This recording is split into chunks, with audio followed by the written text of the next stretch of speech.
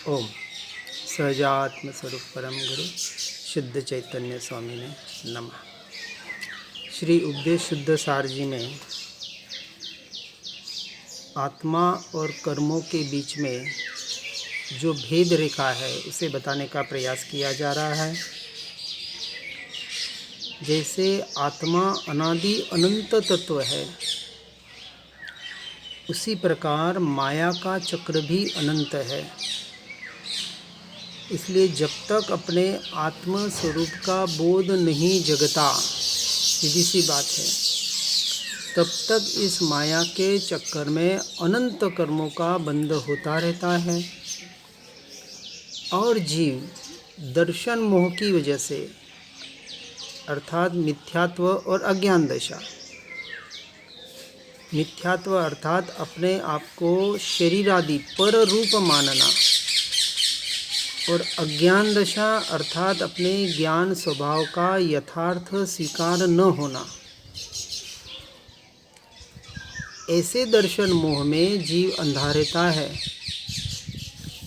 और इसलिए अनादिकाल से संसार के परिभ्रमण रूप, जन्म मरण रूप, दुख रूप ये भव भ्रमण उसका चक्कर चल रहा है। परंतु जब ज्ञानी पुरुषों के द्वारा पढ़कर सुनकर साधना के द्वारा अपने स्वयं ज्ञान का प्रकाश होते ही चैतन्य प्रकाश अपने आत्मा की अनुभूति अर्थात टंकोत्कीर्ण श्रद्धान कि मैं आत्मा ही हूँ, मैं जड़ शरीर आदि पर द्रव्य पर भाव रूप मैं नहीं हूँ, ऐसा निर्णय श्रद्धान होते ही सब माया का चक्कर और संसार परिभ्रमण समाप्त हो जाता है। उपाय तो एक ही है, तीनों काल में, तीनों लोक में। इसलिए जीव अनादि काल की परिपाटी से ज्ञानावरणादि कर्मों के उदय के साथ परिणमन करता हुआ जो अपने अशुद्ध परिणाम करता है, उन्हीं का यह अज्ञानी जीव अपने को कर्ता तथा भोक्ता मान लेता है। यह मान्यता, ये विपरीत श्रद्धान, यही संसार में भटकाने का काम कर रहा है। और इसके आधार पर मैंने अच्छा किया या बुरा किया, मैं सुखी हूँ या मैं दुखी हूँ, ऐसा जो मैं मेरा अपना परद्रव्य पर भावों में स्थापित किया है, जिसकी वजह से ऐसे अज्ञानमय परिणामों का निमित्त पाकर जो पौद्गलिक कर्म वर्गणाएँ हैं स्वयं कर्म रूप होकर आत्मा से बंध जाती है, या यूँ कहते हैं कि चिपक जाती है। और कर्म रूप परिणमित जो ये वर्गणाएँ हैं, ये फिर जब इसका फल देती है, ये जब परिपक्व होती है, तब उसका फल इस शरीर और संसार रूप से भोगना पड़ता है। ये सारा व्यवहार का जड़ आश्रित परिणाम है। ये भी सत्य है, क्योंकि जड़ का परिणाम जड़ से जड़ में हो रहा है, जिसे हम कर्मधारा कहते हैं। परंतु उसी क्षण, उसी समय यदि जीव वहाँ से भेद ज्ञान भेद विज्ञान करके अपने स्वरूप का स्वभाव का आश्रय करे, अपने उपयोग को ध्यान के द्वारा भेद ज्ञान भेद विज्ञान के द्वारा अपने भीतर लाने का प्रयास और पुरुषार्थ करे, तो नए कर्मों का बंध नहीं होता है, जिसे हम सम्यक दर्शन या संवर की क्रिया कहते हैं। और यदि इसके आधार पर जीव आगे बढ़ते हुए अपनी आत्मा में अर्थात अपने स्वरूप और स्वभाव में लीन हो जाता है, स्थिर हो जाता है, जिसे ध्यान और कायोत्सर्ग कहा जाता है, तो अनंत गुणी कर्मों की निर्जरा हो जाती है। तो कर्मों की निर्जरा, कर्मक्षय करने के लिए, मोक्ष प्राप्ति के लिए क्या करना? तो सीधी सी बात है, अपनी आत्मा को समझकर अपने आत्मा में लीन होने का प्रयास और पुरुषार्थ करना। जब तक पर में कुछ करने के भाव हैं, पर का मैं कुछ कर सकता हूँ, ये मान्यता ही मूल से अज्ञान दशा बताई है। पर का होता है, होना वस्तु अलग है और करना वस्तु अलग है। सहज ही भाव हो जाते हैं, जिसके जैसे उदय होते हैं उसके अनुसार परिणाम हो जाते हैं। लेकिन उन पर के भावों को पर में यदि कर्तृत्व भोक्तृत्वपना मान लिया तो फिर पुण्य या पाप का बंध करके जीव फिर संसार के परिभ्रमण का अपने इन भावों को बिगाड़कर स्वयं ही कारण बनता है। इसलिए निश्चय से आत्मा उन सब कर्मकृत भावों से जुदा है, न्यारा है, भिन्न है, स्वतंत्र है। फिर भी अज्ञानी जीव को यही प्रतिभास या भ्रम रहता है कि यह सब भाव, यह सारी विकारी दशा मेरी है। ये जो मैं मेरा अपना इन परद्रव्यों में पर भावों में कर रखा है, यह सबसे बड़ी भूल है। पर की क्रिया होगी, भाव भी आएंगे, अच्छे भी भाव आएंगे, बुरे भी भाव आएंगे, उदया जनित सारी क्रियाएं होगी, जिसे अवदैक क्रिया और अवदैक भाव कहा गया। यह सारा माया का चक्कर जो संसार परिभ्रमण का कारण है, यह सारा माया का चक्कर एकमात्र अपने शुद्धात्म स्वरूप की साधना के द्वारा ही विलय को प्राप्त किए जा सकते हैं। इसलिए जो अनंत पुरुषार्थ करना है वो अपने स्वरूप स्थिरता का करना है। और स्वरूप स्थिरता के लिए निमित्त नैमित्तिक संबंध ऐसे जो परद्रव्य प्रभाव हैं उनसे हमें हटना ही पड़ेगा।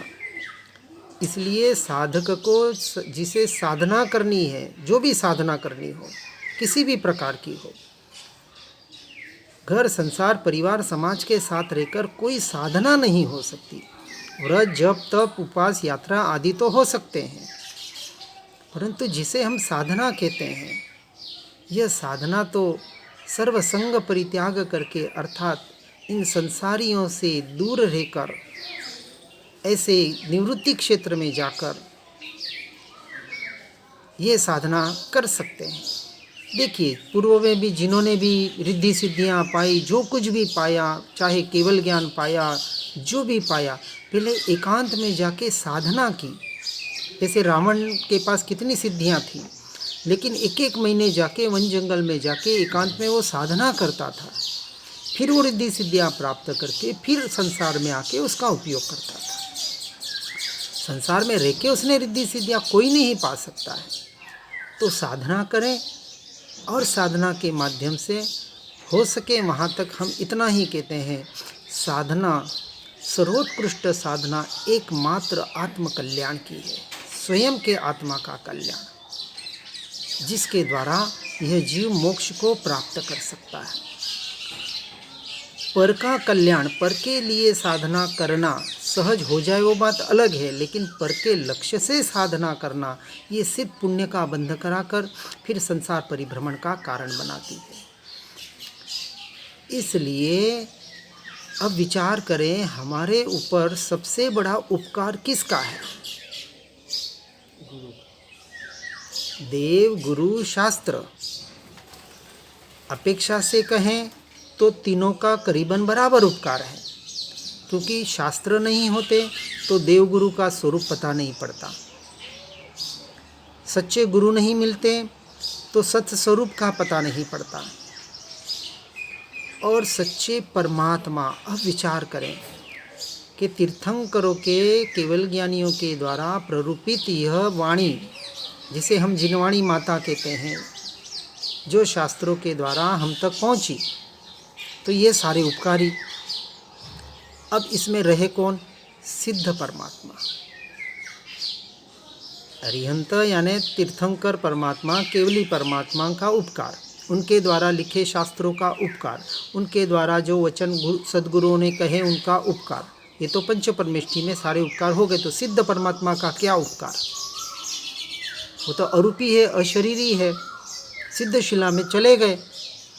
अब उनका हमारे ऊपर क्या उपकार है? क्योंकि वो किसी का कुछ करते नहीं, लेते नहीं, देते नहीं। उन्होंने वो मार्ग बताया, मार्ग तो वो खुद चले।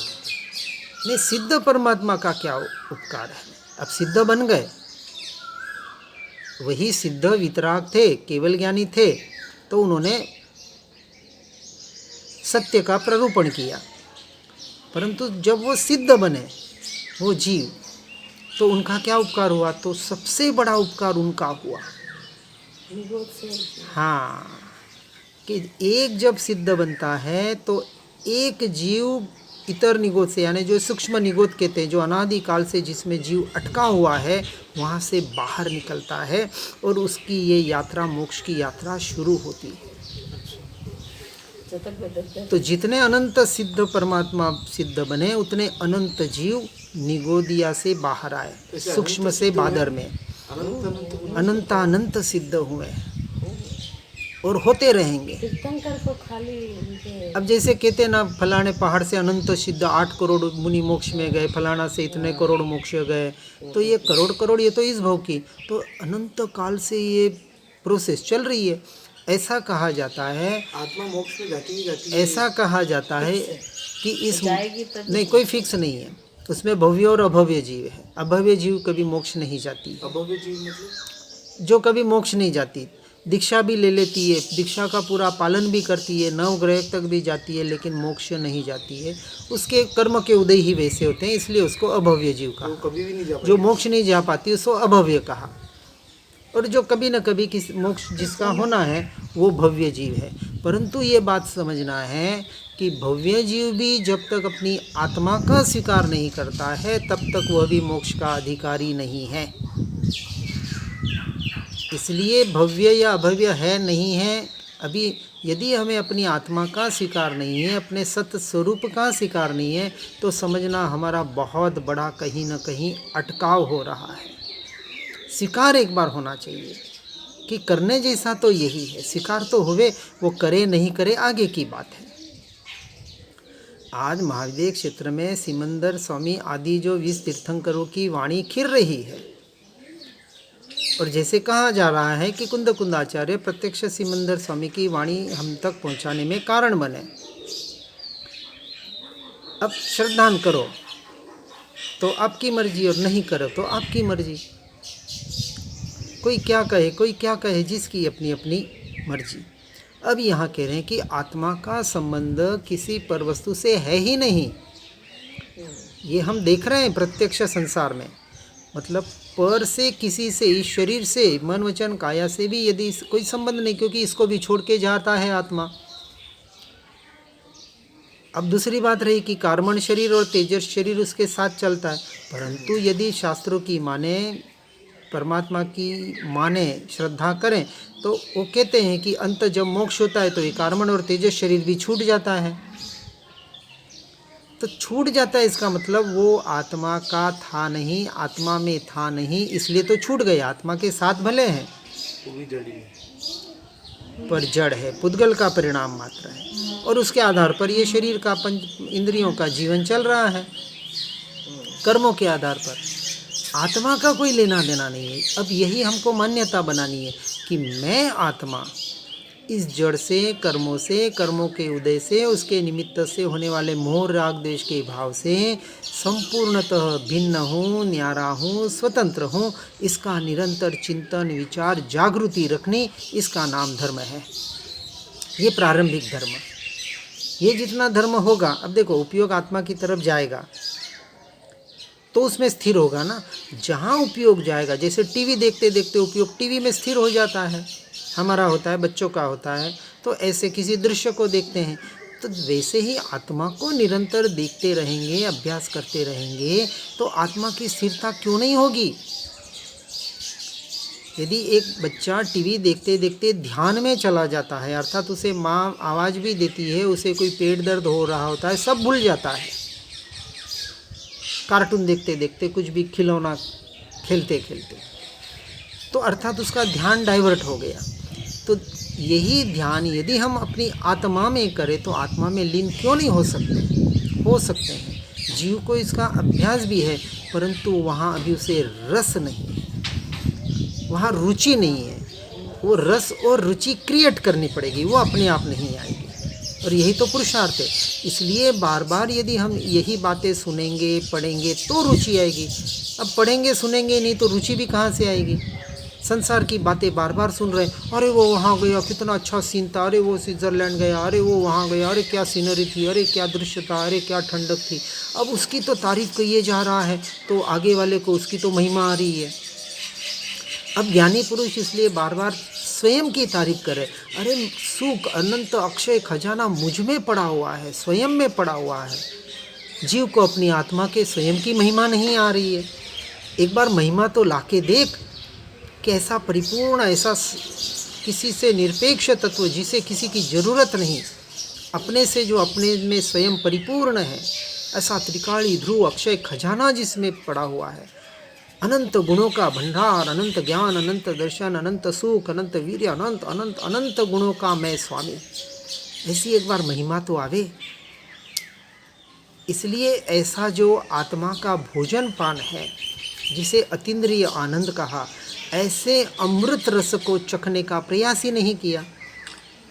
प्रयास करे तो बात होवे। इसलिए यह मात्र शुद्ध ज्ञान का स्वाद लेने वाला जो जीव है, जिससे निश्चय से राग द्वेष रूप कार्य करने तथा सुख दुख भोगने रूप कर्म फल चेतना वहाँ विलय को प्राप्त होती है, नष्ट हो जाती है। इसलिए सम्यक दर्शन, सम्यक ज्ञान का प्रकाश होते ही माया का चक्कर और सब कर्म बंधोदय क्षय को प्राप्त होते हैं, जिससे संसार परिभ्रमण से छुटकारा हो जाता है। आज करें, कल करें, अगले भव में करें, भव भव के बाद करें, करना तो यही पड़ेगा। तो जो करना बाद में है, संसार में तो कहते हैं कि कल करे सो आज, आज करे सो अब, लेकिन अध्यात्म क्षेत्र में कहने वाले और करने वाले विरलों में भी विरले होते हैं। धन्य है वह विरले जीव जो इस मार्ग में निरंतर सच्चे मोक्ष मार्ग में आगे बढ़ने का प्रयास और पुरुषार्थ कर रहे हैं। इसलिए ये बात समझनी है कि कर्म नहीं, आत्मा ही बलवान है। हमने कर्म को बलवान बनाकर अपने स्वयं के पांव पर कुल्हाड़ी मार दी है, मार रहे हैं, भव भव से यही काम कर रहे हैं। अब जो स्वयं के पांव पर कुल्हाड़ी मारे तो उसे हम संसार में तो मूर्ख कहते हैं, और वही मूर्खता हम इस धर्म क्षेत्र में किए जा रहे हैं। इस पर जरूर गहराई से विचार करें। इसलिए आगे सद्गुरु कहते हैं, यहाँ एक प्रश्न खड़ा किया कि जब आत्मा श्रेष्ठ है, कर्म नाशवान है, तो ये चक्कर क्यों चल रहा है? तो गाथा 538-39 में कहते हैं कि धर्म उसे ही कहते हैं जो संसार के दुखों से, कर्म बंधनों से छुड़ाकर मोक्ष प्राप्त कराए, अर्थात मुक्ति दिलाए। वह धर्म रत्नत्रय स्वरूप है, और रत्नत्रय के भाव से ही नवीन कर्मों का संवर होता है, वो पूर्व कर्मों की निर्जरा होती है। यह रत्नत्रय निश्चय से एक आत्मीय शुद्ध भाव मात्र है। रत्नत्रय और कुछ नहीं, सम्यक दर्शन, ज्ञान, चारित्राणी, मोक्ष मार्ग, तीनों की एक रूपता का नाम मोक्ष मार्ग है, जिसे आत्मिक शुद्ध भाव कहा, जिसे आत्मतल्लीनता भी कहते हैं, स्वसंवेदन प्रत्यक्ष आत्मानुभूति भी कहते हैं, जिसे स्वानुभव भी कहते हैं। जिन शब्दों में कहें, जहाँ अपने ही आत्मा के शुद्ध स्वभाव का श्रद्धान, ज्ञान और उसमें ही लीनता, जिसको वास्तविक सच्चा आत्मदर्शन या आत्मानुभूति कहने में आया है, यही एकमात्र धर्म रसायन है, यही एकमात्र धर्म रूपी अमृत है, जिसे हमें निरंतर पीने का, जिसका रस का पान निरंतर निरंतर करना है, और जिसके पीने से स्वाधीनपने परमानंद का लाभ होता है, और शीघ्र ही कर्मों से मुक्त होकर शुद्ध, निर्मल, पूर्ण, निज स्वभाव में होकर सदा ही ज्ञानानंद में मगन, ऐसे स्वभाव की लीनता को वह जीव प्राप्त करता है। इसलिए मन वचन काय से न जानने योग्य ऐसा जब आत्मा अनुभव में आता है, तब शरीरादि पर्यायी भाव अपने आप गलने लगते हैं, या यूं कहें गलने ही चाहिए, ये उसका रिजल्ट है। इसलिए शुद्धात्म स्वरूप में रमण होते ही कर्मक्षय होते हैं। इस तरह से घातिया कर्म का क्षय होकर केवल ज्ञानी उस परम आनंद तत्व को पर्याय में प्रकट करते हैं जो मेरा स्वभाव है, जो आत्मा का स्वभाव है। और सीधी बात है, केवल ज्ञान प्रकट होते ही शरीरादि नौकर्म, रागादि भाव कर्म और ज्ञानावरणादि द्रव्य कर्म उस सिद्ध दशा के इसमें अपने आप क्षय होकर यह आत्मा सिद्ध पद को प्राप्त करता है। इसलिए हे जीव, अब उपदेश दे रहे हैं कि ऐसा आत्म पुरुषार्थ जागृत करो जिससे ये सारा बाहर का चक्कर ही समाप्त हो जाए और आत्मा स्वभाव से जो आकाश के समान निर्लेप है, निर्मल है।